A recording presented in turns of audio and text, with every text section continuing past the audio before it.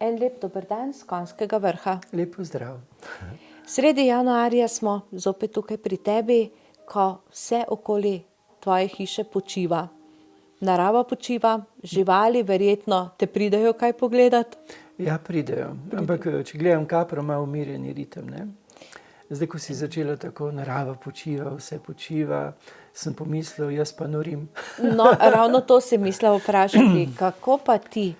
Ne vem, zakaj sta Luka pa Žiga zbrala tale prostor, mogoče zato, ker kaže na razmetanost, ne? Ne zato, ker bi počival, ampak zato, ker je toliko vsega, ne? Potem je posod so tile listki, nastavki. Ja, nisem v stanju počivanja, čeprav bi na nek način moral biti. Ja, no tu pa tam rečem ne, da sem se spomnil, en novinar me je prosil za par misli, duhovnih misli za tiste, ki se poslušajo na Radio Slovenija 10 do 6 zjutraj. In mi je dal naslov, ne, potem ko smo že poslenali nekaj misli, mi je dal naslov, kako reči ne, ne. In v tistem trenutku sem se pa spomnil na eno prijateljico, ki je pisateljica, verjetno nekateri veste, za katero osebo gre, pa je ne bom omenil, ker nisem vprašal, če lahko. In ona mi je pripovedovala, kako je pač jo neka gospa vabila, da obišče knjižnico, in je ta povedala, da je zelo preutrujena, pa da res zelo težko, pa rekla, pa rečete, kdaj ne. In potem je rekla, no, kdaj bi pa vi prišli? Je rekla, ne bom prišla. Dali ste mi svet, ne bom prišla. In je bila tista gospa čisto šokirana. No in tudi, ko je meni dal novinar naslov teme, po kateri naj bi spontano govoril 3 minute, dal pa mi je temo tik pred zdajci, kako reči ne, sem rekel, ne bom več, ne morem več. Ne. Ja, sem se spomnil, ampak če ne bi imel tega zgleda, se ne bi spomnil. Ne. Torej, nisem se dovolj ustavil, bilo je pestro pred novim letom, je pestro tudi sedaj po novem letu, ampak se bo potrebno ustaviti, ne, ker oranžna lučka gori, če se prižge rdeča lučka in če se takrat ne ustaviš, te pa ustavi. Ne. Mi dobimo vedno vnaprej opomin, zaznavo, potrebno se bo ustaviti, ampak običajno človek najbolj neusmiljen do samega sebe. Zdaj, če pomislim na sebe, recimo po obdobju, ko sem doživel možgansko kap ali pa ko sem doživel preizčrpanost, nihče ni bil tako neusmiljen do mene, pravzaprav vsi so bili usmiljeni, razen jaz. Preprosto zato, ker nisem mogel funkcionirati. Ampak upam, da sem se zdaj že naučil, oranžna lučka gori, pazi, da se ne prižge rdeča, ne, ker potem se moraš pa čisto ustaviti. Je pa tu problem, ne, ker ti znaš na nek način tudi malo goljufati, ne. Ko si že v stanju preizčrpanosti in takrat se ponavadi ena od teh lučk oranžnih, ne, ki že malo meji na rdečo, je tudi se prebudi tesnobni občutek, ne, ker te hoče umakniti v mir. Ampak jaz znam zdaj že hoditi po robu.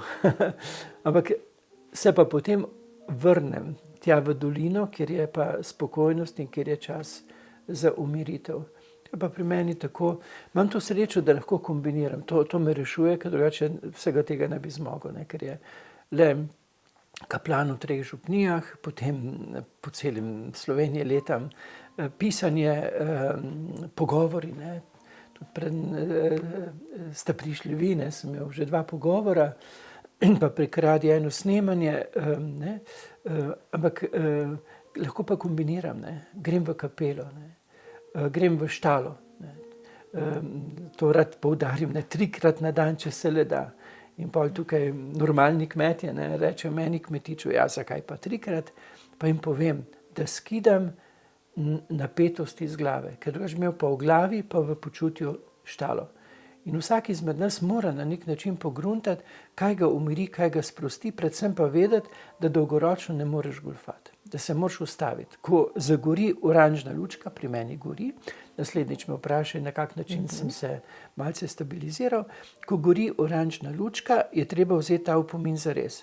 Ker kar naenkrat, ne, saj se ti lahko vozi z avtomobilom po cesti, pa rečeš, se je komaj oranžna, Ampak v tistem hipu, ko bo rdeča, moraš takoj ustaviti. Ne? To je pravilo. In takrat ne zagori rdeča lučka, ampak nas ustavi. Ne? To je razlika. Pri avtomobilu zagori rdeča, nas pa takrat ustavi. Zato je treba biti tukaj zelo, zelo pošten do sebe, sebe spoštovati, sebe upoštevati in razmišljati, na kak način sebe sprostiti. Sem rekel, da je to kombinacija raznolikih opravil, ne? Tudi štala. No, ko bomo mi zdaj končali, bo slovesno kosilo. Segedin. Potem pa recimo tudi to, kar meni zelo pomaga, brkljanje. Ne?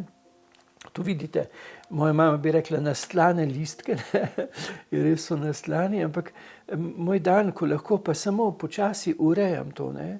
In če vem, da nimam zvečer nobene obveznosti, nocoj imam še 2 maši, ne?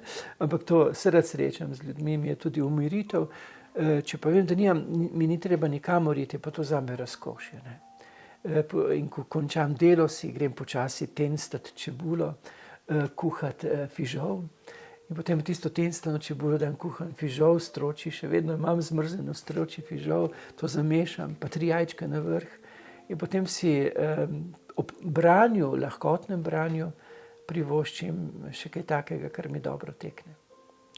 In to je lahko tudi en recept, kako se ustaviti ob nekem brkljanju, ki ti daje dobro. Ampak vsak od nas mora pogruntati, ne? Vsak od nas, ne? Če ti nimaš tega ozavestiti mora, ti moraš vedeti, kaj te umiri, ne?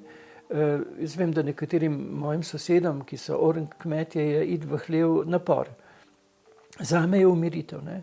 Zame je dati roko v zemljo, zdaj pač ne morem, ker je zima, je sprostitev, je razelektritev. Vsak izmed nas mora vedeti, kaj ga umiri, kaj ga razelektri. Ni pri vseh enako. Ampak mi smo skozi življenje že toliko tega doživeli in vemo, kaj nas spravi v napetost in vemo tudi, kaj nas umiri, kaj nas sprosti. Ne? In ko ti to veš, je treba to izkoristiti, ne? In si privoščiti. Ja, prideš domov, rabim pol ure, ne? Ker mnogokrat, ko kdo prije domov, pa moramo, kjer začne še nove probleme, ne? Rečeš, pust me pri miru, rabiš pol ure.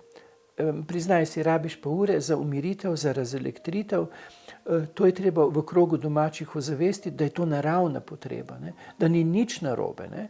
Ker drugače bomo pa drugemu težili, prenašali težo na ta način, da si bomo sporočali na doživljajskem prenašanju sporočili, torej bomo težili. Ne, če ti veš, da rabiš pol ure, da te pustijo pri miru, ozavestite to, nič ni narobe. Ni pa dobro, če to ne ozavestite in gremo preko svojih moči. Naravno je, če si delal z ljudmi, recimo, da si v trgovini trgovec, trgovka, 1500 ti jim rekel prijazno dober dan, ko priješ domov, si želiš, pusti me malo pri miru, ne? Pustimo mamo, očete malo pri miru, pustimo tudi otroka malo pri miru, če pride iz šole, ne mu takoj, kaj pa je bilo, kakšne ocene, a si že naredil. Pustimo ga malo pri miru, vse tisti čas, da se razbremeni, umiri, stabilizira, potem pa si povejmo, kaj spodbudnega, pa se pa soočimo s tistim, kar bo zahtevalo dodani napor.